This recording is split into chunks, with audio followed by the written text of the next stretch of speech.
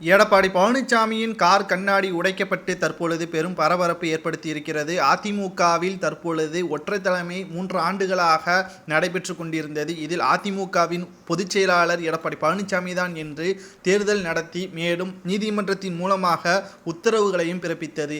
ஆனால் தற்பொழுது வரை பன்னீர்செல்வம் அவர்கள் விடாப்பிடியாக போராட்டங்களை நடத்தி வரும் நிலையில் நீதிமன்றத்தையும் நாடியுள்ளார். கடைசியாக பன்னீர்செல்வம் அவர்கள் தற்பொழுது எடப்பாடி பழனிசாமி அவர்களுக்கு எதிராக தர்ம யுத்தத்தை நடத்துவதற்கான முயற்சிகளையும் செய்துள்ளார். அதாவது பிரதமர் நரேந்திர மோடி அவர்கள் சமீபத்தில் திருச்சிக்கு வந்த பொழுது கொடநாடு வழக்காக இருக்கட்டும், டெண்டர் ஊழல் முறைகேடாக இருக்கட்டும், இதில் முக்கியமான ஆவணங்கள் தான் துணை முதல்வராக இருக்கும் பொழுது அனைத்தையும் சேகரித்து அதை பிரதமர் நரேந்திர மோடி அவர்களிடம் கொடுத்திருப்பதாகவும், டெல்லிக்கு செல்வதற்கான முயற்சிகளில் இத்தனை நாட்களாக ஈடுபட்டு வந்தேன், மேலும் பிரதமர் நரேந்திர மோடி அவர்கள் டெல்லிக்கு அழைப்பை நிச்சயமாக கொடுப்போம் என்று கூறியுள்ளார். தற்பொழுது பன்னீர்செல்வம் அவர்கள் எடப்பாடி பழனிசாமி அவர்கள் தென் மாவட்டத்தில் எந்த பகுதிக்கு வந்தாலும் அவர்களை விரட்டியடிப்பதற்கான ஆதரவாளர்கள் எனது தொண்டர்கள் மூலமாக நாங்கள் உறுதிப்படுத்தி இருக்கிறோம். டெல்லியில் பன்னீர்செல்வம் அவர்கள் சென்றால் நிச்சயமாக எடப்பாடி பழனிசாமியின் கதை முடிந்துவிடும் என்று வைத்திலிங்கம் அவர்கள் ஏற்கனவே கூறியிருந்தார். தற்பொழுது அவர் கூறியது உண்மையாகிவிட்டதே என்றே நாம் கூறலாம்.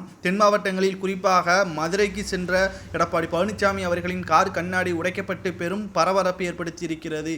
சமீப காலமாகவே எடப்பாடி பழனிசாமி அவர்கள் தற்பொழுது எந்த ஒரு கூட்டணியும் இல்லை என்றும் தனித்து போட்டியிடுவதாகவும், குறிப்பாக பன்னீர்செல்வம் அவர்களுக்கு ஆதரவாக கட்சிகளை எதிர்த்து வரும் நிலையில் எடப்பாடி பழனிசாமி அவர்கள் மதுரைக்கு டிஎன்டிஜே மற்றும் எஸ்டிபிஐ போன்ற முக்கியமான கட்சிகளை பார்ப்பதற்காக அவர்களின் தலைவர்களை சந்திப்பதற்காக மதுரைக்கு சென்ற பொழுது அங்கு அவர்களது கார் கண்ணாடி உடைக்கப்பட்டு போலீஸ் பாதுகாப்புடன் சென்னைக்கு வரவழைக்கப்பட்டார். மீண்டும் இதுபோன்ற செயலில் ஈடுபட்டால் நிச்சயமாக பெரும் கலவரம் உருவாகும் என்று எடப்பாடி பழனிசாமியின் ஆதரவாளராக இருக்கக்கூடிய முன்னாள் அமைச்சர் ஜெயக்குமார் அவர்கள் கூறியுள்ளார்.